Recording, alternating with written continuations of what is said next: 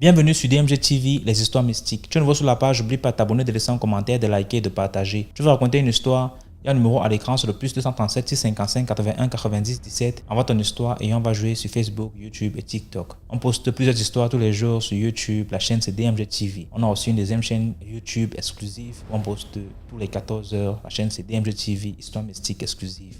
Facebook c'est DMG TV.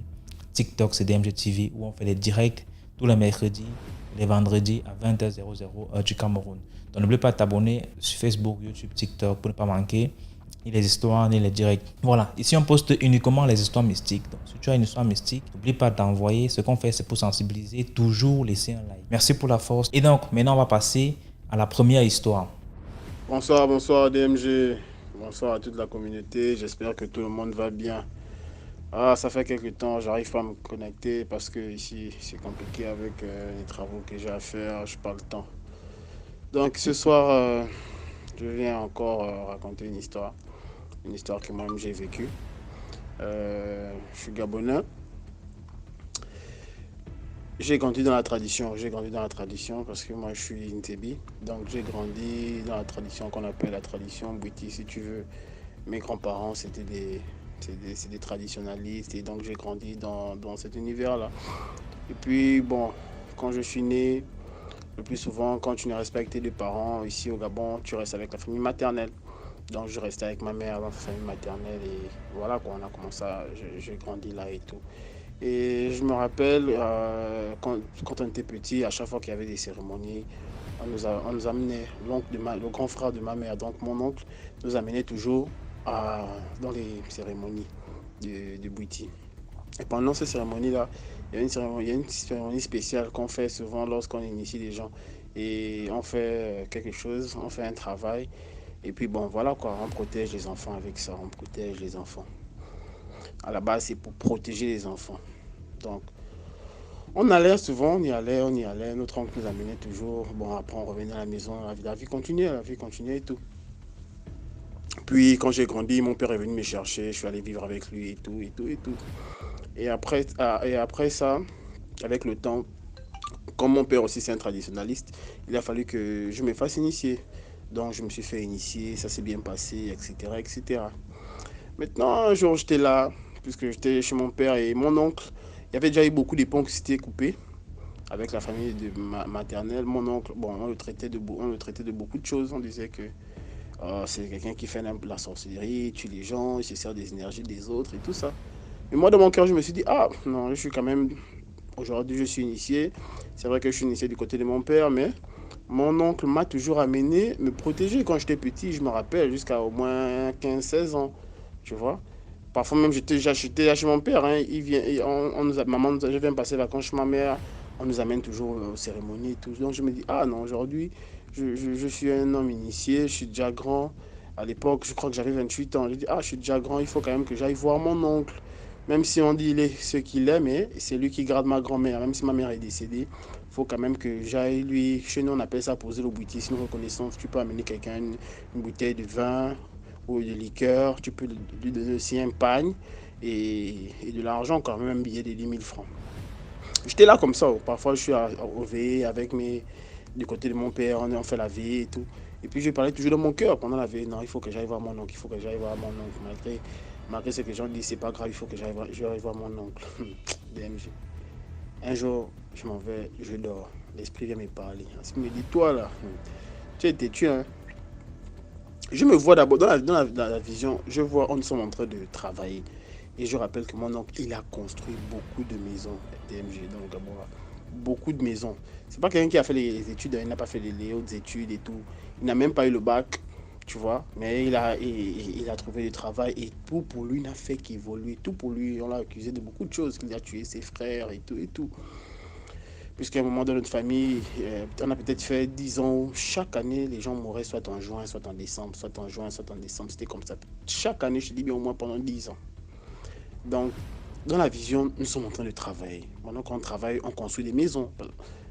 Comme lui, il aime construire. C'est ce que lui, il aime construire. C'est pas quelqu'un qui aime frimer avec la... Bon, sa frime, c'est les voitures, des trucs comme ça. Mais il a beaucoup de maisons. on est en train de construire. Dans la vision, il y avait lui, il y avait moi, il y avait son fils, donc celui qui vient avant moi, hein, son fils, et il y avait mon oncle, donc le dernier fils de ma grand-mère, même père, même mère avec lui. On est en train de travailler, allez, on transporte le sable, on transporte le gravier, on transporte le ciment, tu vois, dans un chantier, en train de construire une maison. Ils sont en train de travailler. Et l'esprit me dit, toi, tu veux lui donner ton argent. Bon, regarde un peu ce qu'il lui fait. Regarde un peu ce qu'il lui fait à son fils, DMG. Quand je me retourne, son fils vient vers moi. Il transporte les briques. Je le regarde, je vois son visage. On l'a tiré l'énergie. Le visage était... Non, je ne sais pas comment vous raconter ça. Tu vois, quand on a tiré à quelqu'un l'énergie, tu regardes la personne fatiguée. Les yeux sont maintenant un côté, quoi. Comme on dit, les yeux sont brouillés. L'esprit me dit, regarde ce qu'il fait. Mais il prend à son fils l'énergie. Et toi, tu vas lui donner ton argent, DMG. Dès que je me retourne, je vois mon oncle. Il court, il monte dans sa voiture, il démarre, il fuit. C'est moi que j'ai resté dit, oh, mais l'homme là part où? Même l'argent que je veux lui donner, c'est là dans la poche. Quand je mets la main dans la poche comme ça, j'enlève j'ai l'argent dans ma main. Le pain et la liqueur que j'avais amené, j'avais mis ça dans les briques, dans la vision là, j'avais mis ça dans les briques. Et bon, après, je vais donner ça à mon oncle pour la reconnaissance parce qu'il nous a toujours protégés. Mon oncle a fui, je me réveille, j'ai dit, oh, ça c'est quelle vision comme ça que je viens de faire, mon Dieu. Et je précise à dire que les hommes initiés ne rêvent pas. Les hommes initiés voient complètement. Pas seulement que les hommes initiés, il y a ceux qui ont l'esprit de la vision directement, qu'on peut te parler des choses, mais il y a certains qui négligent, etc. Donc je regarde, je me réveille le matin, je suis traumatisé par ce que je viens de voir. Je dis, oh, qu'est-ce qui se passe? Et pourtant, depuis là, ça fait peut-être 2, 3 mois que j'essaie de dire que je vais lui donner mon argent. Et puis l'esprit me parlait comme ça. J'ai dit, non, il y a quelque chose qui cloche. Et puis je suis là, je suis là, une semaine passe, mais j'ai toujours ça dans le cœur. L'esprit me dit, bon, comme tu veux insister, va chez ta grand-mère. Puisque ma grand-mère, celui qui la garde, d'un grand domaine, et ma grand-mère est là-bas. Elle a un certain âge, je crois qu'elle a bientôt déjà 90 ans. Donc elle vit avec lui là-bas. L'esprit me dit, va un peu voir ta grand-mère. DMG, je m'habille le jour là, bientôt. Je m'en vais voir ma grand-mère. Je suis là, je vois ma grand-mère. Et son fils, il faisait normalement les études au Ghana.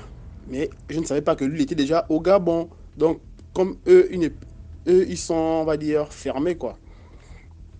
Eux, ils sont fermés, très fermés. Ils ne fréquentent pas la famille, etc. Lui-même, il est comme ça. Donc, quand j'arrive, je vois ma grand-mère et je me rends compte que l'office est là, DMG. La grand-mère me dit, mais ton frère est là, va même voir, il est arrivé, ça fait peut-être déjà 3 mois qu'il est là. Comme moi aussi, ça faisait des années que je n'avais pas mis les pieds là-bas. DMG, dès que je rentre au salon pour aller voir mon frère qui vit toujours chez lui, je vois textuellement mon frère comme dans la vision. C'était plus la vision, c'était textuel. Le frère, les yeux sont maintenant un côté, l'autre regarde à gauche, l'autre regarde à droite. Imagine-toi, je regarde, je dis, oh! Comme dans la vision DMG. Et il me dit, j'ai dit, oh Jet, c'est comment, qu'est-ce que tu as aux yeux? Il me dit, ah mon frère, je ne sais pas, on m'a maintenant diagnostiqué les yeux comme tu vois là, mon frère. Il était même dérangé, tu sens qu'il était même, il ne savait même pas quoi me dire. Mais DMG, moi j'avais déjà compris ce qui s'est passé. J'ai dit, merde, donc ce que j'ai vu, c'est la vérité. Et au même moment, mon oncle appelle. Il dit, non, ok, trouve-moi en ville, hein. Tu sais que je dois aller à l'hôpital, non? Trouve-moi en ville. Et mon mec qui dit, ah là, je suis même en train de partir, là, je vais même à l'hôpital, hein, encore pour les yeux, là, on va essayer de voir si on peut m'opérer, etc., etc. DMG, je me suis assis. Il s'est lavé, il s'est habillé, il est parti, je suis resté là. J'ai dit, oh, mon Dieu. Donc, ce que j'ai vu là, c'est vrai. Et quand je vais maintenant, je dors la nuit, je vois mon oncle. Il me dit, toi, tu es venu chez moi. Hein? Toi, tu t'es déjà protégé, non? Hein? Tu es quitté de mon boutique. Tu es quitté de mon boutique, tu es parti du boutique de ton père, tu t'es déjà protégé. Hein? Tu ne veux plus me donner ton énergie. Je reste ton père. Même si tu peux me donner ton énergie, je reste ton père parce que je suis le frère de ta mère. Hein? Mais c'est pas grave. Tu as fui, mais c'est pas grave. Moi, je te garde. Je me débarrasse de toi. C'est pas grave. Même le jour de ton mariage, ne m'appelle pas. Ne m'appelle pas. Je me suis réveillé le matin. J'ai dit, oh! Pour dire que la vie, c'est compliqué. Le message que je peux dire, c'est que ça soit dans la tradition, que ça soit dans les églises, que ça soit peu importe les endroits où on peut être, méfions-nous de ce qu'on fait. Méfions-nous toujours. Ne donnons pas de cœur à 100% dans quelque chose, quoi. Ayant toujours un pied dedans, un pied dehors avec les gens qu'on est. Il n'y a que toi-même qui peux gouverner ton cœur. Il n'y a que toi-même qui peux vouloir faire le bien. Il n'y a que toi-même qui peux vouloir faire le mal.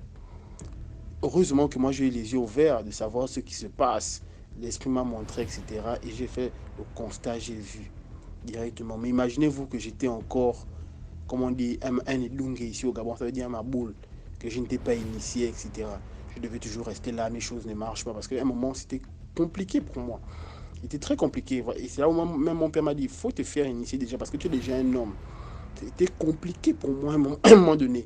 Et je me suis rendu compte que donc, comme j'étais déjà dans son boutique, c'est mon énergie qui travaillait pour lui. Tu vois un peu, non? C'est nos énergies. Il n'y a pas seulement que moi, beaucoup de personnes dans la famille avec qui on partait se faire, comme à l'époque on croyait, se faire protéger. Entre-temps, lui passait par là pour contourner ses sœurs et prendre les enfants de ses sœurs pour mettre dans sa sorcellerie, pour jouer avec nos énergies. Donc, faisons attention. Ce qui se passe dans la tradition se passe aussi dans les églises, etc., etc. Faisons attention de ce que nous faisons. Prions Dieu, demandons à Dieu de nous montrer toujours le chemin, peu importe dans ce dans quoi on est. C'est en faisant ça que Dieu va nous montrer le chemin et que nous allons nous détourner du joug de nos ennemis. Donc c'était ma petite histoire et continuez de partager, de liker, abonnez-vous, commentez, ça peut sauver la vie de quelqu'un à côté. Je vous remercie. Bonne soirée DMG. Merci beaucoup pour l'histoire. Maintenant, on va passer à la deuxième histoire. Bonjour DMG, bonjour à la famille DMG, bonjour à tout le monde, j'espère que vous allez bien. Je vais vous raconter une histoire qui s'est passée dans un village au Cameroun. Donc, il y a un monsieur qui vivait dans un village, comme la plupart des habitants des villages, il cultivait les champs. Mais ce monsieur avait l'habitude d'aller dans les champs des voisins voler la nourriture. C'est-à-dire qu'il a son propre champ, mais il arrive parfois, il voit dans le champ de son voisin peut-être un gros régime de bananes comme ça. Bananes, plantains ou bien bananes, il va couper ça. Et parfois les fruits, parfois les vivres, si peut-être la famille elle s'est déplacée, ils sont partis peut-être à un mariage, la famille n'est pas là. Ce qu'il fait, il va dans le champ de la famille absente pour voler les vivres. Il volait les vivres. Il avait l'habitude de le faire. Voler dans les champs des voisins. Tout le monde savait que c'était un voleur. Un papa. C'était un papa, il était marié, il avait les enfants. Il a toujours volé comme ça. Et puis, il y a un monsieur qui a dit que si tu voles encore dans mon champ, c'est un seul régime de bananes, ou bien je vois que tu as déterré les vivres, les tubercules là, patates, manioc, igname, tout ça. Si tu voles encore dans mon champ, tu vas voir ce que je vais te faire. Et comme le père qui est voleur, là, lui, il avait l'habitude de faire ça dans le champ des autres. Les gens parlaient seulement, on faisait le Congo ça sur lui, non. Son nom chauffait dans le village, que oh, le style là vole dans le champ des gens. On parlait seulement comme ça, mais ce monsieur lui avait dit ça, que s'il vole encore quelque chose dans son champ, il va voir. Et le père là, le voleur, il est allé encore une autre fois dans le champ de ce monsieur là. Il y avait un gros régime de plantains, les bananes plantains là. Il a coupé ça, il l'a amené chez lui. Et ce régime de plantains qu'il avait coupé là, c'est-à-dire le monsieur là lui a dit, tu as encore volé dans mon champ, non? Il dit, oh, j'ai pas volé. Vous savez, les voleurs, ils n'avouent jamais. J'ai pas volé. Le monsieur a dit que le régime de plantains que tu as coupé là, tu vas voir. Et le voleur qui dit, tu vas me faire quoi? Les petits mots, vous parlez, tu vas me faire quoi? Je n'ai même pas d'abord volé, tout ça. L'histoire se passe comme ça. Les enfants sont encore... les enfants sont plus très petits. Les enfants ont les 18, 20 ans, 17 ans. Ils sont là en âge où peut-être dans 2-3 ans, le premier enfant commence à partir. Donc le premier enfant avait déjà même dans les 25 ans lui passé chercher à Yaoundé. Ainsi de suite. Les autres, les petits frères ont suivi. Ils sont partis se chercher dans les grandes villes. Ceux qui se sont installés à Douala, ceux qui se sont installés à Yaoundé, d'autres sont restés à Bafoussam. Ils se sont installés un peu partout comme ça. Après, le père là meurt. C'est-à-dire, Le monsieur là, sa magie, je ne sais pas ce qu'il avait fait dans son champ ou bien dans ce régime de banane là. Ça a commencé à agir peut-être même 10 ans plus tard. Quand ça a commencé à agir, ça ne s'est plus arrêté. Ça a d'abord tué le papa là. Le papa là meurt. Quelques temps après, sa femme meurt.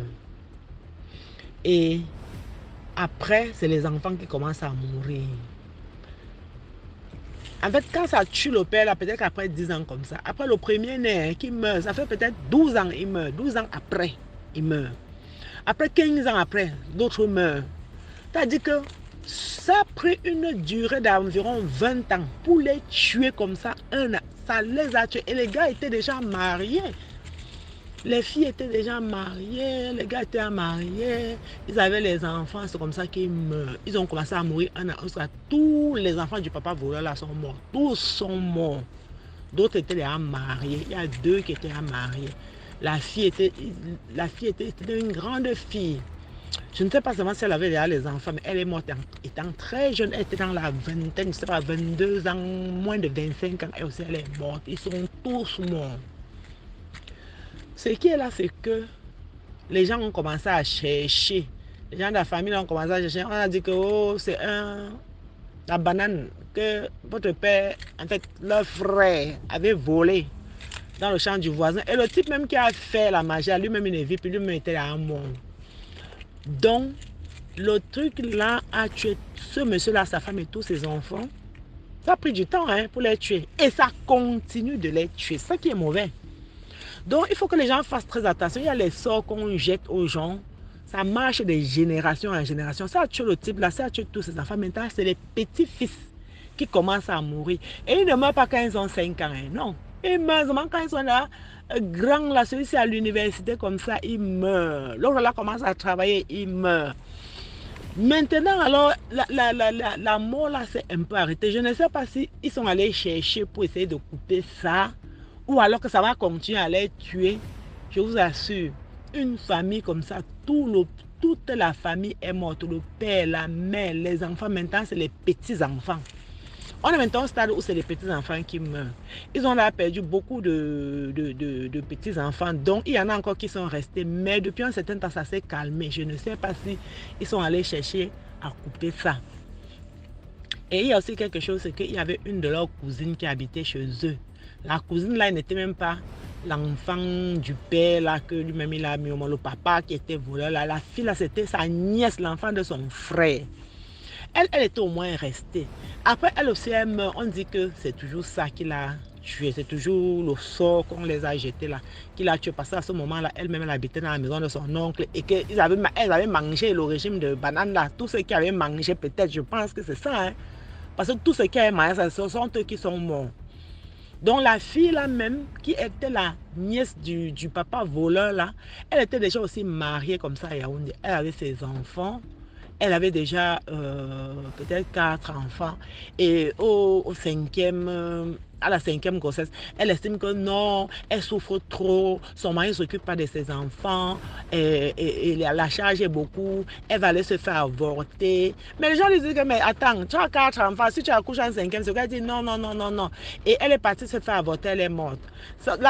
La mort de cette fille, de cette femme-là, c'était une femme d'une trentaine d'années qui part avorter après avoir fait 5 enfants, avec 4 ou 5 enfants. Elle dit qu'elle ne peut plus, elle souffre trop. Elle est partie mourir. Et la mort là, c'est toujours que c'est le régime des bananes là, ça qui l'a poussée à se suicider. C'est-à-dire cette histoire là, personne ne comprend. Donc, chacun va tirer sa leçon. Les gens qui aiment prendre les choses des autres. Et il y a des gens qui sont tellement méchants. C'est-à-dire, je ne sais pas si on va dire méchants, ou c'est régler les comptes à leur façon, vraiment tellement, c'est cruel.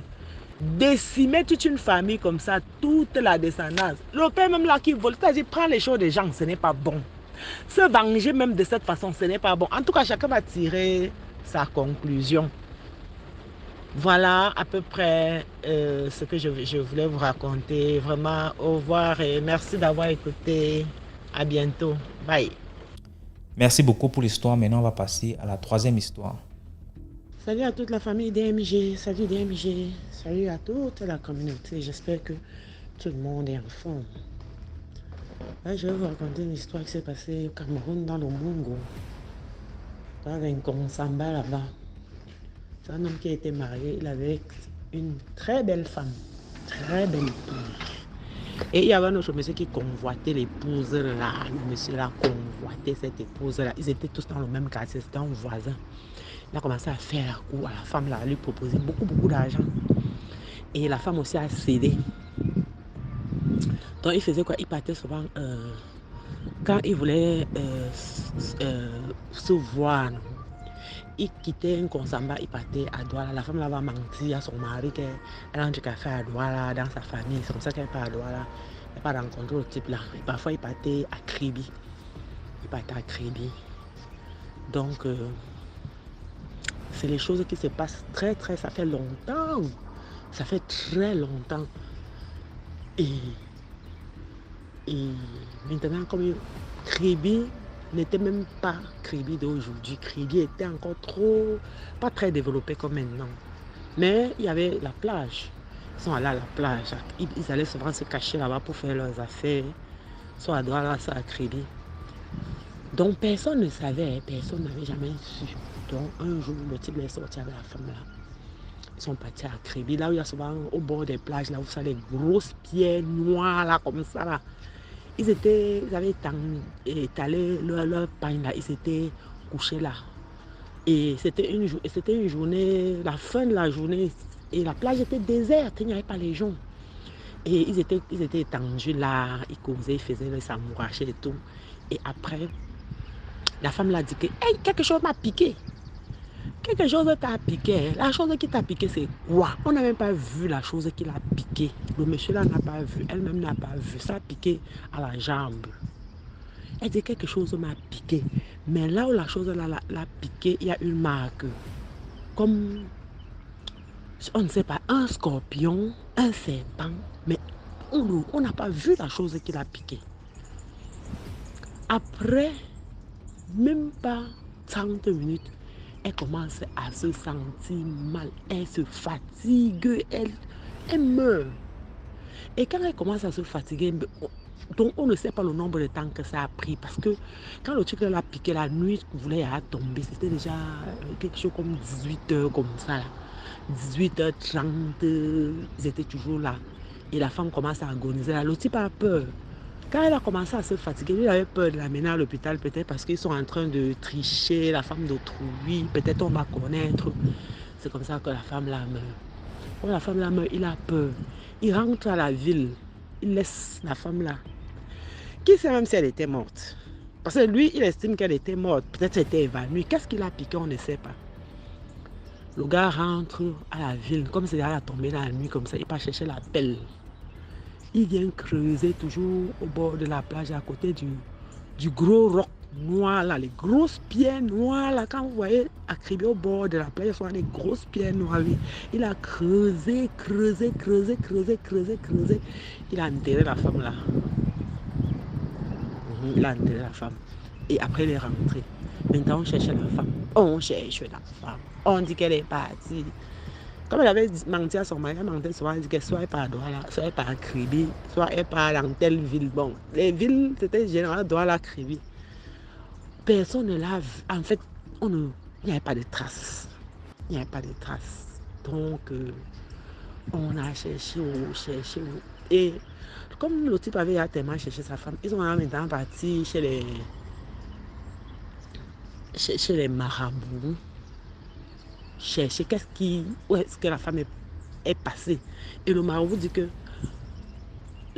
votre femme est au bord de l'eau. On dit seulement que la femme est au bord de l'eau. C'est tout, c'était vague. La femme est au bord de l'eau. Qu'est-ce que la femme fait au bord de l'eau? La femme est au bord de l'eau, comment? Donc, le type là, c'était un voisin du quartier. Lui-même, il est marié. Il avait la souffrance là dans le cœur. Que tu as enterré quelqu'un, tu fais comment? On cherche, on parle, ça chauffe dans le quartier. Et finalement, un jour comme ça là, le type a bu. L'amant Celui qui sortait avec la femme d'autrui, il est parti boire, il a saoulé. Et comme il y a certaines personnes, quand elles sont sous, elles se mettent à dire des choses, des vérités même. Après, il commence à dire que, oh, je suis sorti avec telle femme, c'était ma femme. Hein? Il a dit, hein, on est parti à Crémy, il raconte tout ce qui s'est passé. On a enterré au bord de la plage, tout ça. Quand il a dit ça, les gens ont entendu. On dit que, hein, c'est le vin ou bien c'est quoi? On l'a arrêté. Étant sous même, on l'a arrêté. On l'a mené au commissariat. Arrivé au commissariat, on a regardé que le vin l'a fini. Quand le vin est fini, on dit que tu vas répéter ce que tu as dit. Il ne se rappelait même plus de ce qu'il avait dit. On dit que tu as dit quand tu étais sous, que tu as amené la femme au bord de la plage, elle est morte, tu l'as enterrée, des trucs comme ça. Il a raconté pendant qu'il était sous. Le type voulait nier, on l'a fouetté. Vous savez, au commissariat, quand les gars là, se mettent à te torturer. On l'a torturé, il a avoué. On est parti au bord de la plage, à l'endroit là. On a creusé, on a trouvé la femme qui était déjà en état de décomposition très avancé. Et c'est comme ça que on avait attrapé le type là et on l'a emprisonné. Et le monsieur a récupéré sa femme pour aller maintenant enterrer. On a seulement enlevé comme ça, on met dans un second panté parce que c'était un état vraiment. Donc voilà la fin de l'histoire. Maman, merci d'avoir écouté. Bye. Merci beaucoup pour l'histoire. Maintenant, on va passer à la 4e histoire. Bonjour DMG, bonjour la famille DMG. Alors, je viens aujourd'hui avec une nouvelle histoire. C'est un fait que je n'ai pas vécu directement, mais pour lequel j'ai été plus ou moins témoin. Voilà, je dis bien plus ou moins témoin, parce que à l'époque, j'étais encore très jeune. Aujourd'hui, j'ai plus d'une 50aine d'années, donc ça date déjà de plus de 30 ans, cette histoire. Voilà, donc c'était deux enseignants qui étaient très amis, qui étaient des meilleurs amis. À l'époque, ça se passe dans une ville de la Côte d'Ivoire. Je ne vais pas donner la ville, je ne vais pas donner la circonscription, vous allez comprendre peut-être pourquoi après. Alors, deux meilleurs amis, ils étaient enseignants, les deux étaient des instituteurs du primaire. Et ils étaient très attachés l'un à l'autre. Ils passaient tout le clair de leur temps ensemble après les cours et tout. Et puis, ils ont commencé à parler de leur misère parce qu'ils gisaient, tous les deux et leur famille gisaient sous une pauvreté extrême. Ils souffraient de pauvreté extrême, au point même où les deux instituteurs étaient très endettés. À l'époque, en Côte d'Ivoire, il y a quelque chose, il y a un type d'emprunt que les gens appellent les magouillas. Les magouillas, ce sont des prêts à gages. Ils étaient sous le poids des prêts à gages, les deux. C'est-à-dire, ils empruntent, le mois n'est pas encore fini, ils prennent le crédit pour terminer le mois. Et quand il y a des retards de paiement, le crédit augmente. Quand il y a des retards de paiement, et les taux sont énormes. Alors ils en souffraient. Et c'est comme ça que l'un a dit, dans leur causerie, dans leurs échanges, leur partage de leurs souffrances, les tentatives de solution, il y a un qui a proposé qu'ils aillent chez un féticheur. Aujourd'hui, c'est que les gens appellent faire zamou, là, voilà. Donc, qu'ils aillent chez des féticheurs pour trouver solution à ça, pour chercher la richesse. Alors le second a dit oui, il trouve que c'est une bonne idée parce que sinon, la pauvreté allait les tuer. Ils ont rigolé. Quelques semaines après, celui qui a proposé d'aller chez le féticheur, il dit qu'il a trouvé un bon féticheur. Qu'ils aillent là-bas. Alors ils se sont organisés. Et ils ont fait le voyage, ils sont allés voir la personne. C'était un voyage. Ils ont quitté la ville où ils étaient pour aller dans une autre ville. Voilà. Donc, quand ils ont rencontré le féticheur leur a dit, pour sortir de cette pauvreté, pour vous donner la richesse, une richesse permanente comme ça, il va falloir commettre un gros sacrifice. il y a celui qui a trouvé le marabout là, il avait 3 enfants. Et celui qui a trouvé qui a trouvé que l'idée était bonne, qui a accompagné celui qui a trouvé le marabout, lui il avait 5 enfants. Voilà, il avait 5 enfants. Et le marabout a proposé qu'il sacrifie un de leurs enfants. Ils ont dit non. Ça jamais. Les 2 ont été catégoriques, jamais. Ah, bon. Est-ce que vos parents, vos mamans, père et mère sont vivants? Vos mères sont vivantes? Non. Vos pères sont vivants? Non. Bon, ok. Alors, il faut sacrifier votre femme. Vous avez des femmes puisque vous avez fait des enfants. Donc, les 2 enseignants ont répondu par la fille, m'a dit oui, ils ont des femmes. Alors, le marabout a dit ok, allez réfléchir et revenez le lendemain à donner votre femme. Alors, quand vous allez donner votre femme, voici ce qui va se passer. Il leur a dit, voilà, je vais vous laver, je vais vous donner une décoction à boire. Quand vous allez arriver à la maison, vous allez demander à votre épouse de vous chauffer de l'eau et de vous la porter dans la douche parce que vous auriez eu une forte diarrhée, une forte envie d'aller vous soulager. Alors, quand vous allez aller vous soulager, c'est là que tout va se jouer.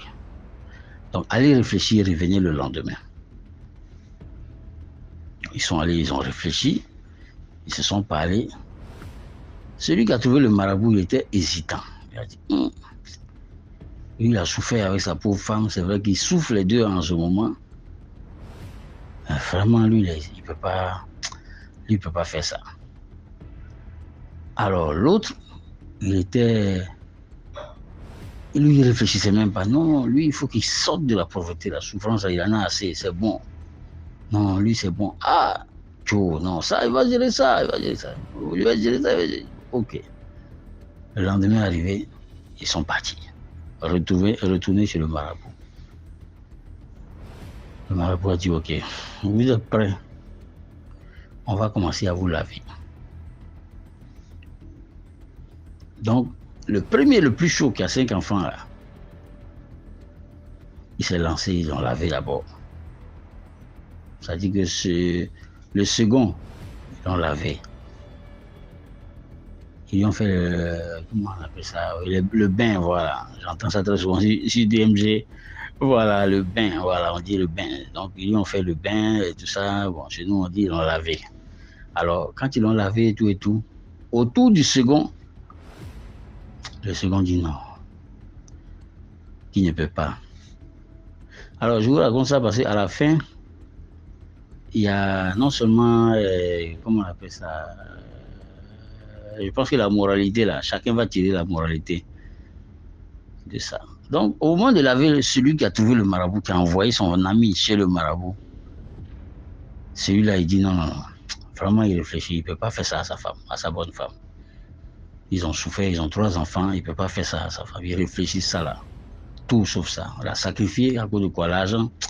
Non, il préfère mourir pauvre. Ok. Donc, le marabout l'a laissé. Le marabout l'a laissé. Et ils ont fait le lavement à l'autre, tout le bain à l'autre. Et puis, ils sont rentrés chacun chez soi. Le monsieur lui a dit que quand on lui a donné la décoction à boire, on lui a donné une décoction, on lui a dit arrive à la maison, quand tu es prêt, dans les 3 jours, tu as 3 jours, arrivé à la maison là, la décoction là, tu prends, tu bois. C'était des tisanes, ils ont mis dans une bouteille, un liquide noir qui était dans une bouteille. Alors tu prends, tu bois. Donc, et c'est comme ça que le monsieur les a libérés. Ils s'en vont, puisque c'était le soir, ils s'en vont à la maison, ils passent la nuit. Le lendemain, ils vont au cours, donner cours à leurs élèves. Donc, pendant qu'ils vont donner cours, celui qui ne s'est pas fait laver était absent au cours. Les premières heures, il était absent au cours. Et puis celui qui s'est fait laver là, lui, il était au cours. Depuis très tôt déjà, il était au cours. Mais celui qui ne s'est pas fait laver, qu'est-ce qu'il a fait? Derrière l'autre, pendant que l'autre était en classe en train de donner cours, il est passé voir la dame, la femme de son ami. Il dit, ah, ma soeur, vraiment,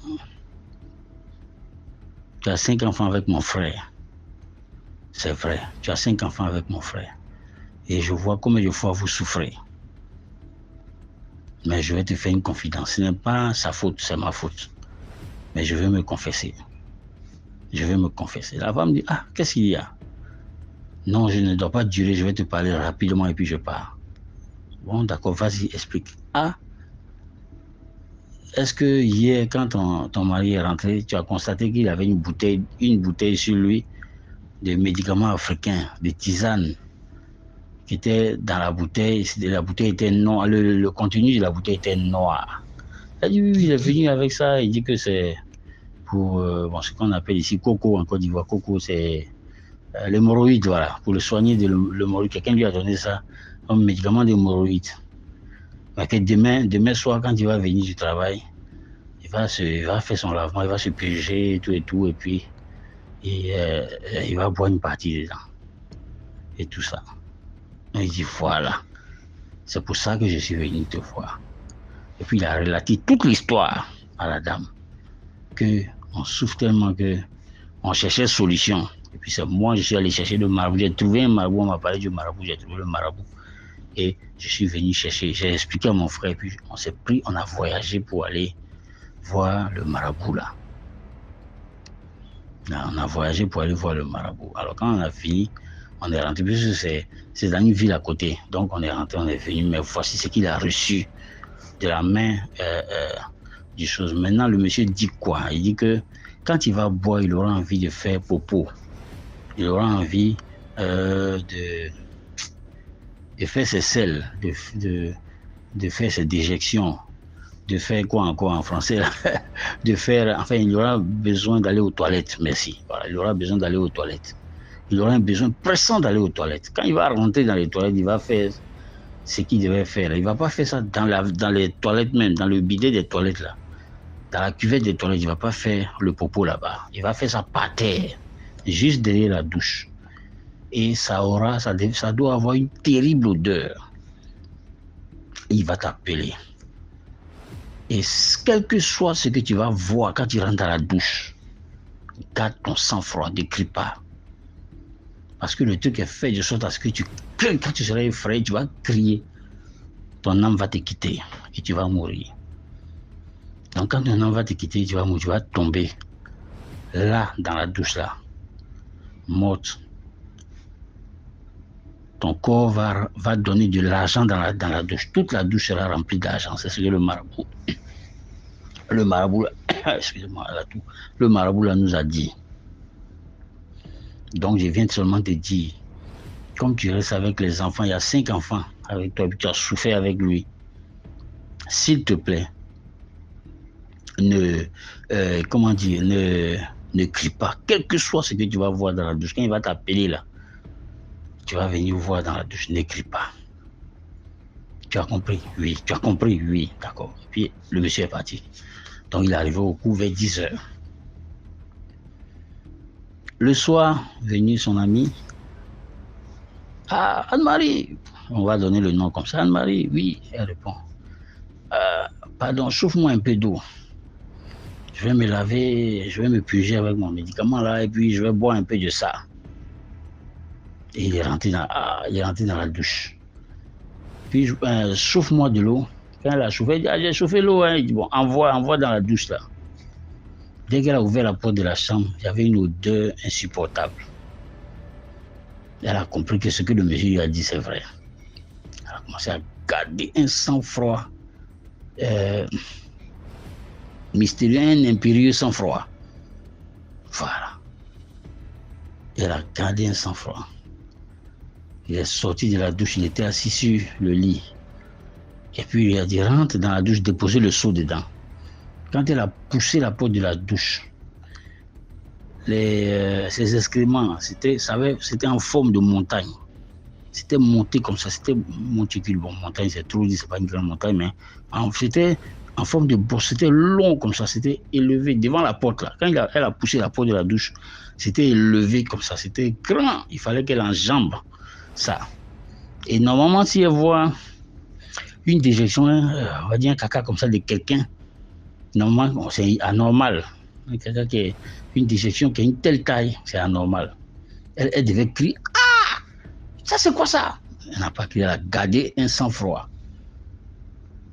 Mais voilà, un calme olympique. Elle a gardé un calme olympique. Elle a essayé, tant que faire se peut, d'enjamber le popo là. Elle a déposé le seau d'eau en bouchant le nez. Elle est sortie. Le monsieur lui demande, ah, tu es sorti de la douche là? Elle dit oui. Il dit, mais tu n'as rien vu dedans? Elle dit, voir quoi? Tu n'as rien vu dedans? Dedans, tu n'as rien vu dans la douche là? Et quand la dame a dit la troisième fois, non, je n'ai rien vu, il a commencé à crier et puis il est tombé. Et quand il a crié, il est tombé. La chambre, sur le lit sur lequel il était assis là, les paquets de billets de banque ont commencé à remplir dans la chambre. Jusqu'à ça a commencé à saturer la chambre. Mais son corps était là. Il avait les yeux ouverts. Il était inerte. S'il était mort, il était mal mort. Bon, ça, on ne sait pas. Il était inerte. Donc, qu'est-ce que la dame a fait? Elle a appelé, ses parents. Elle a appelé l'ami. Elle a appelé ses parents. Elle a appelé les parents du monsieur, qui vivaient dans une extrême pauvreté aussi. Ils étaient tous souffrants de pauvreté. Elle les a appelés. Elle dit qu'elle vient les voir, qu'il y a un cas urgent. Elle est passée les voir. Elle a demandé réunion à la maison, chez eux. Ils sont venus. Ils se sont assis, ils ont fait la séance, la réunion, la séance. Ils sont tous rentrés dans la chambre, ils ont vu le corps du monsieur. Il y a plein d'argent dedans. Dès que tu enlèves un paquet, ça revient.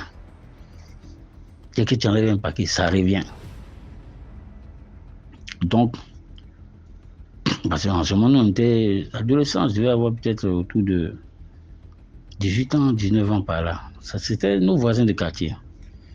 Et l'histoire s'est passée. Il y avait un attroupement au début. Quand les gens ont crié, il y avait un attroupement et tout ça. Et on s'est approché. Bon, mes parents ont eu vent de ça. Et puis après, nos parents nous ont raconté. Mais, curieusement, la famille du monsieur a dit, ah, bon, depuis vous vivez ensemble, ça fait déjà près de 20 ans. Vous êtes mariés, vous êtes ensemble. Il est responsable de sa vie. Voilà, il est responsable de sa vie. C'est le choix qu'il a fait. Si Dieu maintenant a fait que les choses se sont renversées, ont été à l'envers, son ami l'a trahi. Est-ce que, bon, là, nous, on peut faire quoi? Enlève notre part, tu vas nous donner. Voilà. Et la famille aussi de la femme dit, ah, bon, à cause de ce mariage, nos deux familles sont unies. Si tu as enlevé la part de la famille du monsieur, enlève aussi pour nous, il faut nous donner. Et elle a donné, semble-t-il, elle a donné près de 20 millions à la famille du monsieur, et puis 20 millions à elle, sa famille.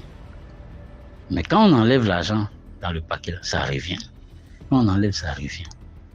Alors, je n'ai pas dit le nom du quartier, je n'ai pas dit la ville et tout, parce que elle a retapé la maison. Ils sont toujours dans cette maison, je ne sais plus maintenant, puisque ça fait des années que nous, on a grandi maintenant, chacun allait dans sa vie sociale et tout ça, on a quitté la zone et tout ça, bon. On a déménagé après et tout ça, bon. On ne sait plus maintenant, on n'a plus suivi l'histoire. Mais, tout compte fait, la femme a retapé la maison, elle a fait un duplex. Mais elle ne peut pas quitter dans la maison parce que si elle déplace le corps ou bien si elle déplace le corps, on ne sait pas. Bon, donc bref, voici un peu l'histoire. Maintenant, avec l'ami, lui aussi, on lui a donné, il a pris sa part. Il a pris sa part. Alors moi je demande, la moralité, selon vous, quelle est la moralité qu'on peut en sortir?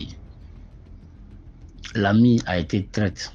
Est-ce qu'il a bien fait d'être traître de son ami à la femme avec qui il a souffert pendant des années, qui est avec lui, qui lui a donné toute sa vie, qui a choisi de lui donner toute sa vie par les liens du mariage.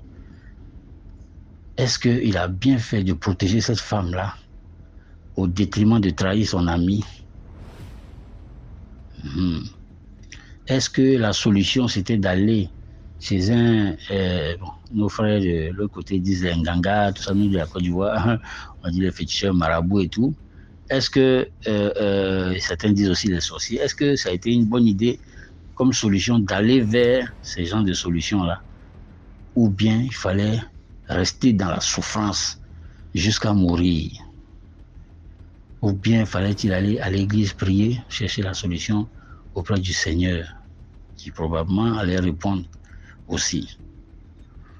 Voilà, dans les commentaires. Merci bien à tous et puis bonne écoute. Merci beaucoup pour l'histoire. Maintenant, on passe à la 5e histoire. Salut DMG, la famille, comment allez-vous? Alors, je suis d'origine gabonaise, je suis nouvelle et j'ai pour habitude d'écouter l'émission et cela m'intéresse et j'ai aussi une histoire à partager avec vous, cette histoire me concernant. Je vais droit au but. Cela a commencé en 2021. 2021, j'étais partie à mon lieu de travail. Ce jour-là, j'avais travaillé la nuit. Et aux environs de 1h du matin, j'étais vraiment fatiguée, je n'en pouvais plus. Alors, c'est une usine de production où il fallait veiller sur la marchandise et tout. Et voilà comment un jeune homme m'observait en train de travailler, en train de classer les choses. Alors, c'est comme ça qu'il est arrivé. Mais bien avant ça, je sentais qu'il y avait une personne qui m'observait pendant que je travaillais. Une personne qui m'observait. Mais je ne m'occupais pas. Et je suis aussi une croyante. Et j'admets, je reconnais que moi, je m'étais affaiblie à cette époque-là, puisque c'était la pandémie aussi. Je m'étais affaiblie à la prière et je n'entretenais plus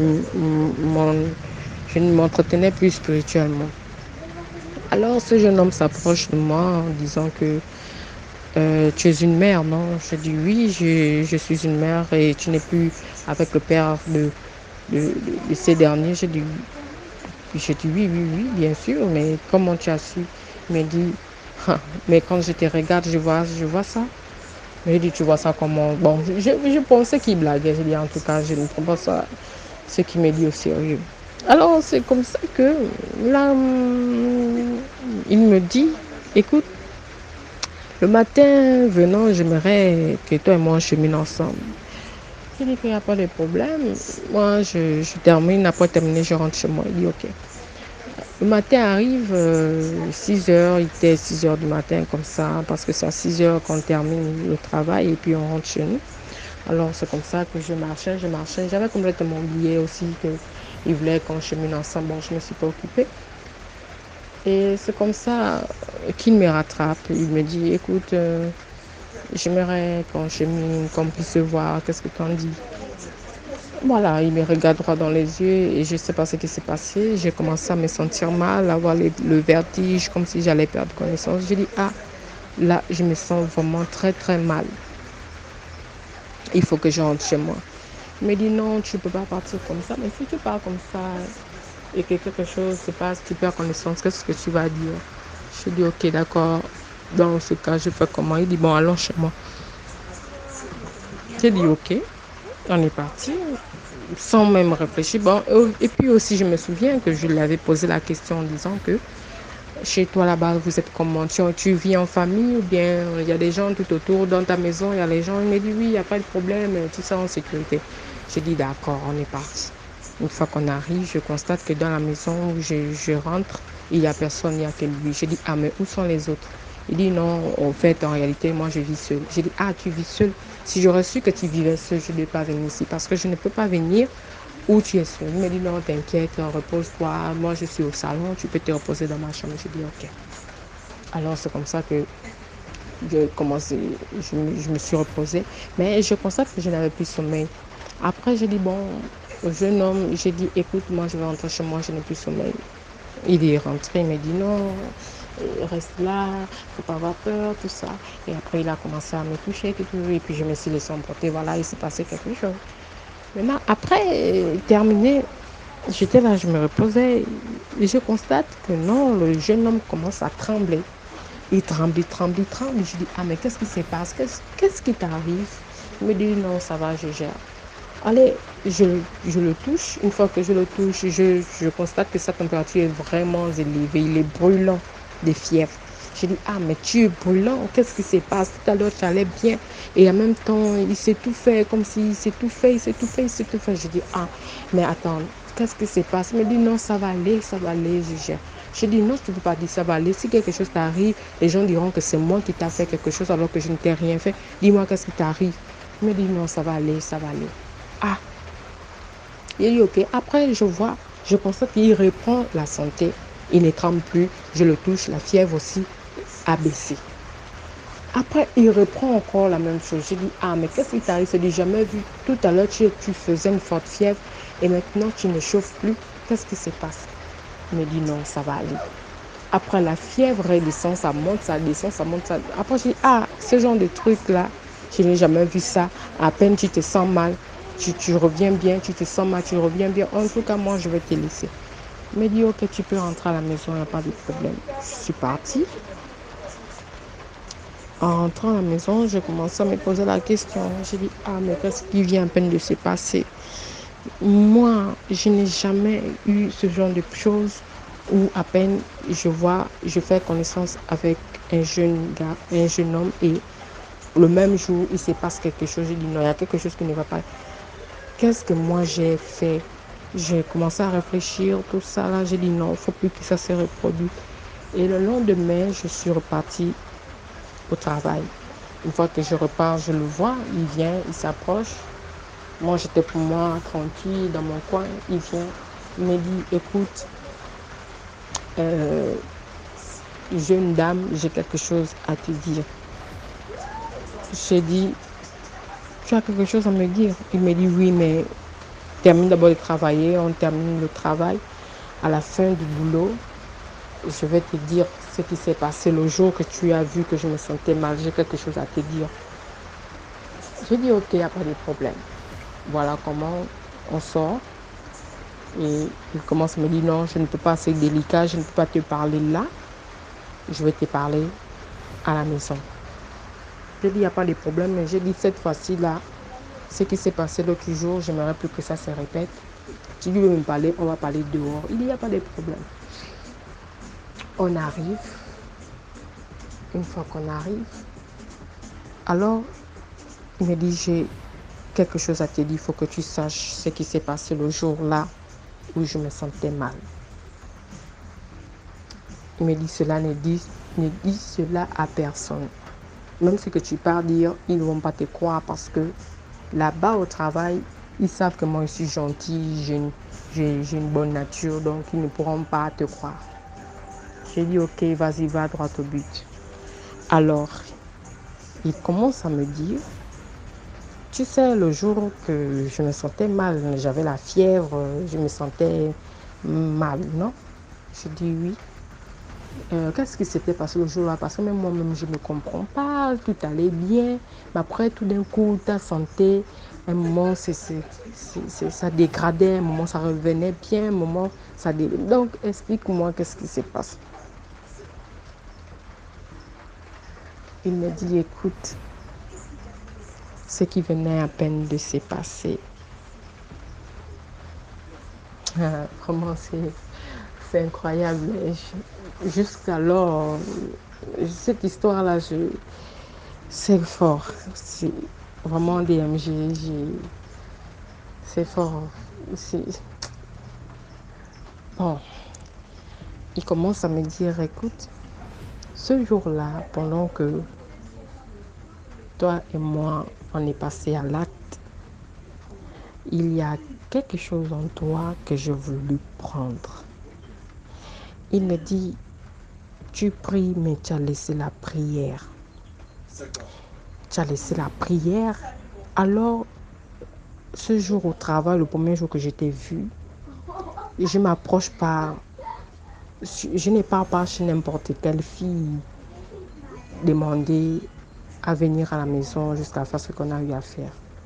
Il dit, premièrement, il y a quelque chose en toi qui m'a attiré et cette chose-là, je le voulais.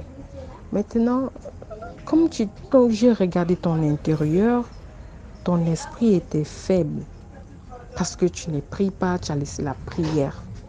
Il dit, alors j'ai profité de cette faiblesse de pouvoir te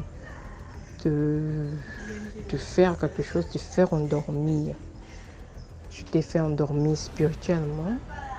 Donc, j'étais en train de te dicter des choses que toi-même, ton esprit était d'accord. Et toi, tu ne le savais pas. Alors, ce qui s'est passé, c'est que même quand tu es venu à la maison, ce n'était pas de toi-même. Tu étais déjà sur mon contrôle. J'ai dit non, tu blagues. Je lui réponds en disant non, tu blagues. Tu ne peux pas me dire, moi, me contrôler. Il dit oui, tu étais sur mon contrôle. Là maintenant, tu t'es réveillé. Il me dit, laisse-moi t'expliquer. Quand tu es venu chez moi, il me dit, tu trouves ça de normal qu'à peine on se connaît, à peine il se passe quelque chose entre nous. Il dit, toi-même, tu ne t'es pas posé cette question-là. J'ai dit, si, évidemment, quand je suis arrivée à la maison chez moi le jour-là, je me suis posé la question. Il me dit, mais oui, c'était pas toi. C'était moi, j'étais sous ton contrôle. Mais il y a quelque chose en toi qui est fort, que moi je veux prendre. Il dit, mais ce jour-là, je n'ai pas pu le prendre. J'ai dit, pourquoi tu n'as pas pu le prendre? Il dit, non. Il me dit, écoute, le dehors est dangereux, il faut faire très attention avec qui tu marches. Il me dit, je n'ai pas pu prendre cela. Il me dit, si tu pouvais savoir ce que tu as, tu n'allais pas être comme ça. Tu n'allais pas te négliger. Il me dit, tu te négliges, hein, mais tu ne sais pas qui tu es en réalité. Si tu pouvais savoir ce que tu as à l'intérieur là, tu n'allais pas être comme ça. Je dis, mais attends, explique-moi. Je ne comprends pas. Qu'est-ce que j'ai? Tu me dis que tu as vu quelque chose en moi que tu voulais prendre, que tu n'as pas pu. Explique-moi. Qu'est-ce que c'est? Il dit non, je ne peux pas te dire. Je dis, mais dis-moi. Bon, qu'est-ce qui t'a empêché de ne pas le prendre? Il dit non, c'est juste que j'ai eu pitié de toi. Et je dis non, c'est le mensonge, tu n'as pas eu pitié de moi. Parce que je voyais comment tu te sentais mal. Tu reviens bien, tu te sens mal, tu reviens bien, tu te sens mal. Je dis non. Explique-moi qu'est-ce qui s'était passé ce jour-là. Ou bien je suis en train de comprendre que dans le monde spirituel, il y avait une bagarre. C'est ce qui faisait que tu te sentais mal, n'est-ce pas? Il dit non, tu n'es pas forte, tu es faible. Je dis non. Parce que si moi je suis faible, tu allais me le prendre, ce que tu dis, cette puissance ou quoi que tu as vu en moi. Tu devais le prendre. Mais si tu n'as pas pu, ça signifie qu'il y a eu quelque chose qui s'est passé. Et tu veux m'intimider. Il me dit, oh là, tu t'es réveillé maintenant. Je te vois, tu es éveillé maintenant. Je dis, ah bon, tu me vois comment éveillé? Il dit, non, ton intérieur est éveillé. Il dit, même tes rêves, il faut les contrôler. Quand tu rêves, contrôle-toi, mais tu ne te contrôles pas encore dans les rêves. Je dis, mais attends, mais tu as quel problème pour me raconter de telles histoires? Il dit, non, figure-toi que tu as quelque chose en toi qui fait que quand tu désires une telle chose, tu veux avoir telle chose, la chose t'arrive. Ta vie pour toi est facile. Quand tu veux obtenir quelque chose, tu l'obtiens. Quand tu souhaites quelque chose, tu l'obtiens. Mais ce n'est pas comme moi. Pour moi, c'est difficile. Pour moi, je souffre. Même pour travailler, c'est des problèmes. Mais pour toi, tout est facile. Tout ce que tu veux, ça t'arrive. Mais moi, ce n'est pas le cas. Alors, laisse-moi prendre cette chose-là je vais l'utiliser comme toi tu ne l'utilises pas. J'ai dit, mais attends, moi, quand tu me parles comme ça, si je ne l'utilise pas, c'est parce que je n'ai pas, comment dire, je n'ai pas le vampire. Ça signifie que donc toi, tu as le vampire, donc toi, tu vends. Comment tu connais toutes ces choses? Il m'a dit, frère. Il m'a dit, hey, hey, si tu pouvais savoir ce qui se passe, si tu pouvais savoir comment est le monde là, pas physique, mais l'autre monde, tu n'allais pas parler comme ça. Hey, j'ai commencé. En fait, le jour là, je n'ai même pas paniqué. Il me dit non, il faut prendre ce que je t'ai dit là au sérieux. Bon, maintenant que je n'ai pas pu le prendre, je veux que toi-même, maintenant, tu décides de me le donner puisque je t'ai déjà expliqué que j'ai besoin de ce que tu as. Alors, ce que je veux maintenant, c'est que toi, mademoiselle, il me disait, je veux maintenant que tu te blesses. Tu me donnes ton sang. Afin que je travaille maintenant avec. J'ai dit, mais attends, tu blagues. Il me disait, non, je ne blague pas. Puisque je n'ai pas pu le prendre ce jour-là, donc je veux maintenant que toi-même, tu puisses te blesser. Ça va pas tu n'auras pas une douleur comme en tant que tel. Juste un peu. Juste un peu. J'ai besoin de ça pour que je puisse travailler avec, afin que mes opportunités, tout ce que je souhaite avoir, je puisse l'avoir sans problème. J'ai dit, écoute, si tu m'as fait venir chez toi pour me raconter des bêtises, ça n'engage que toi-même. Maintenant, ce que moi je vais te dire, c'est que des choses que tu as, ça te regarde. Si ta vie, ça ne marche pas comme tu le souhaites, ça te regarde. Mais moi, je ne suis pas là à participer à des choses diaboliques. Alors, moi, je me lève, je pars chez moi. Il me dit, écoute, tu veux... Hey! Il me dit, écoute, tu veux que je te fasse endormir afin que je prenne le contrôle sur toi. Je lui ai dit, il n'y a pas de problème, fais-le. Il me dit, regarde-moi droit dans les yeux. Alors, je lui regarde droit dans les yeux. Je lui regarde. Je dis, allez, vas-y, fais-le. Il baisse les yeux, il me dit, non. Je veux que toi-même, tu puisses faire ce que je t'ai dit. Je lui ai dit, vas-y, fais-le. Il me regarde. Il baisse les yeux. Il dit, si tu pouvais savoir à quel point tu es puissante, hein. Tu es vraiment puissante. Je dis, oui, je suis puissante. Hein. Ok. Il me dit, écoute, il faut faire très attention avec qui tu marches. C'est pas tout le monde que tu vois marcher là qui est simple. Il y a d'autres qui ont des yeux, qui voient des choses. Alors, je te conseille de faire très attention parce que ce que tu as là, il faut le garder. Alors, j'ai dit ok. Donc, au sorti de là, une fois que je suis rentrée chez moi, j'étais vraiment terrifiée que ce secret, j'ai dit non, je ne veux pas le garder pour moi. Je ne veux pas le garder pour moi. Je vais le dire,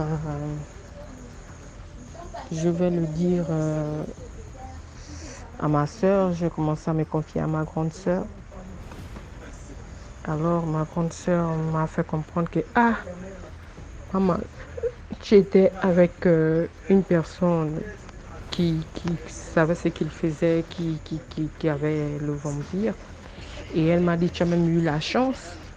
Je suis en train de voir que le fait qu'il n'a pas pu prendre ce qu'il disait qu'il voulait prendre, ça signifie que spirituellement, il y a eu une bagarre, mais toi, tu ne le savais pas. tu ne savais pas ce qui se passait, vu que toi, tu pries, mais malgré que tu as laissé la prière, Dieu t'a protégé. Elle m'a dit que c'est Dieu qui t'a protégé, qui n'a pas voulu, malgré que tu étais dans une mauvaise position, mais qui n'a pas voulu qu'il touche à ce que tu as. Alors, elle m'a dit remercie le Seigneur pour ça. Et ça m'a vraiment touchée, ça m'a choquée. J'ai dit, comment ça, malgré que j'ai laissé la prière, malgré que je partais pas à l'église, mais comment se fait-il que Dieu m'a protégée malgré que j'étais dans une mauvaise position avec un homme? J'ai dit, waouh, vraiment, Dieu a un cœur à part. Il a vu sa fille comme ça, mais il a intervenu spirituellement. Et moi, je ne savais pas ce qui s'est passé. Mais c'est lui et la puissance divine. Il n'y a que lui et qui voyait, qui voulait me prendre ce qui est à moi, ce que Dieu m'a donné. Il n'y a que lui qui voyait ce qui s'est passé. Et voilà pourquoi il se sentait mal. Voilà pourquoi c'est comme s'il allait mourir. Et Dieu merci. Dieu merci, je suis partie. J'ai senti quelque chose en moi qu'il fallait que je rentre chez moi. Sinon, je ne sais pas ce qui allait se passer si je continuais à rester là. Alors, ça m'a encore donné plus du courage à dire non, il faut que je reprenne à prier et aussi à reprendre, à aller à l'église, à écouter la parole, tout ça. Et ça m'a donné la force. Et c'est pour dire aujourd'hui que nous devons faire très attention. Les jeunes filles comme moi, nous devons faire très attention car le dehors est dangereux. Et vraiment très dangereux, c'est la vérité. Il y a des personnes, même des jeunes qui ne sont pas simples. Tu vas te dire qu'il est simple, il est tranquille alors que c'est faux. Le vampire ne commence pas étant vieux, ça commence étant jeune. Donc voilà un peu mon histoire que j'ai voulu partager avec vous, la famille. Merci pour tout. Partagez, likez pour sensibiliser des jeunes filles comme moi. C'est pas que le monsieur était riche, qu'il avait les moyens, mais pour lui, pour atteindre son objectif, pour avoir des promotions, pour avoir plus d'argent, il fallait qu'il fasse quelque chose, il fallait qu'il trouve une fille qui a une étoile forte. Alors, je ne savais pas que c'était moi qui l'avais visé. Et j'ai béni Dieu pour ça. Merci beaucoup. Merci beaucoup pour l'histoire. Maintenant, on passe à la 6e histoire. Salut DMG, salut à toute la communauté DMG. J'espère que vous allez tous bien. Je viens encore raconter une histoire qui m'est arrivée. Je ne sais pas si c'est mystique, vous allez aussi un peu juger. Il s'agit d'un pullover jaune. Donc voici, je suis enceinte, ma soeur aînée est enceinte. Mais ma soeur aînée est tellement malade avec sa grossesse que on appelle souvent sa grossesse précieuse. Donc le genre, elle doit seulement rester couchée, elle ne doit pas se lever. Si elle se lève, elle peut perdre son bébé. Donc moi, je suis aussi enceinte. Mais j'ai 1 mois ou 2 mois devant elle. Donc j'étais dans quelque chose comme 7 mois. Elle était dans 5 mois. Elle devait seulement rester couchée. Donc il n'y avait personne pour l'assister, c'était moi qui devais l'assister avec ma grossesse. Et j'étais tellement forte, c'était ma première grossesse. J'étais tellement forte, c'est-à-dire que je n'avais même pas. Je travaillais tellement que les gens venaient même me dire que non, c'est parce que tu sens la force que tu dois travailler de cette façon, il faut un peu baisser. Donc c'est moi que je m'occupais de toute sa maison, son mari, donc la cuisine, les enfants, tout. Voilà. Je suis restée là-bas 7 mois, 8 mois, 9 mois. Et contraction commence. Est-ce que mes affaires sont là-bas? Mes affaires ne sont pas chez ma soeur, mes affaires c'est chez ma mère. Donc on arrive à l'hôpital, le temps qu'on appelle les parents d'apporter mes affaires. Ma soeur a pris alors certaines choses dans sa layette. Pour que si j'accouche, on habille d'abord le bébé en attendant qu'on apporte mes propres affaires. C'est comme ça qu'on part à l'hôpital, j'accouche. Elle prend dans sa layette les habits qu'elle avait apprêtés, on habille le bébé. Les habits là, il y avait Au-dessus, on a mis un pullover jaune. C'était pas un pullover qui était neuf. C'était un pullover qui était un peu... Les trucs qu'on appelle souvent les jogging, là, non. Les trucs de sport, là. C'était le style, là, mais pour bébé petit, là. On a mis ça à la fin. Et c'était pas neuf parce que, vous savez, à l'époque, on faisait la layette. Quand tu fais la layette, tu as un peu d'argent. Si tu vas à la boutique avec tes 200 000, tu n'auras pas grand-chose. Donc, tu pars à la boutique même avec 70 000, tu vas voir les petites choses que tu achètes. Et tu pars là-bas avec 20 000, tu vois le sac de trucs. C'était un peu ça. Donc, c'est le truc qu'elle avait pris à la flipperie. Mais le pull là, il n'était pas neuf. Il était un peu un genre... C'était propre, mais bon, pour un nouveau-né, on veut que l'enfant soit bien habillé, tout ton premier enfant. Donc, quand mes parents sont arrivés, elle avait déjà habillé l'enfant. Et moi, je sors de la salle d'accouchement. Moi, je n'ai même pas vu le bébé. Je sors de la salle d'accouchement, c'est là que je vois le bébé avec le pull là. Le pull là me fait, c'est repoussant. Je dis que, mais je ne parle pas, c'est dans mon cœur, ça se passe. Le pull là est comme ça. Moi, je ne veux pas que l'enfant la porte au pull là. Dès que ma mère, mes parents sont arrivés, ils ont prenaient des choses. Ils ont dit, oh, le bébé est beau, ils ont apprécié le bébé, oh, tu as bien accouché, gloire à Dieu. Le pullover, si l'enfant ne doit pas porter ça, c'est ce que mes parents ont dit, ma mère, ma tante. Oh, le pullover, il faut qu'on enlève ça. Elles ont enlevé. On a habillé maintenant, l'enfant avait des habits neufs que j'avais prévus. Maintenant, on rentre à la maison. Le pullover, là, je n'aimais pas ça. Mais je n'ai pas jeté. Ma grand-mère m'avait laissé avec tout ce qu'elle m'avait donné pour habiller le bébé le premier jour. Non, je suis du coup restée avec. Mais le pull là, je n'aimais pas le pull là. Je gardais, j'ai lavé, j'ai rangé dans la valise. Un jour, je rêve du pull là. Je rêve qu'un petit enfant pour le pull là. Petit pull jaune. Un petit enfant qui pouvait m'avoir même 1 an comme ça. Vous savez, en Afrique, nos enfants sont gros à la naissance. Dans les habits de 9 mois là, ça peut même... C'est peut-être un peu grand même. Et puis, je ne sais pas pourquoi les habits des blancs là sont souvent petits. Je ne sais pas. Excusez-moi, c'est pas au racisme. Souvent comme ça. Donc, je rêve alors qu'un petit enfant qui peut m'avoir même 9 mois. Donc, l'enfant là ne marche même pas encore. Il peut avoir 9 mois. Il a seulement soulevé et tenu le fauteuil comme ça, il s'est levé. C'est comme ça dans le rêve. Le petit enfant là a tenu, un petit garçon a tenu le fauteuil, il s'est levé et il porte le pullover jaune là. Mais il a un regard diabolique. L'enfant là me regarde comme ça, droit dans les yeux. J'ai sursauté. J'ai dit, hi. Je suis rentrée, j'ai ouvert la valise, j'ai rencontré le petit pullover jaune là. J'ai dit, mais qu'est-ce qu'il y a même sur le pullover ici? Pourquoi c'est toujours repoussant? Mais c'est curieux que je ne jette pas. Je n'ai même pas l'idée de jeter ça, me traverse même pas l'esprit qu'un habit qui te fait comme ça, jette. Je ne jette pas l'habit. L'enfant de ma soeur, parce que j'étais enceinte, ma soeur était sincère. Son enfant, parfois, elle venait me laisser l'enfant.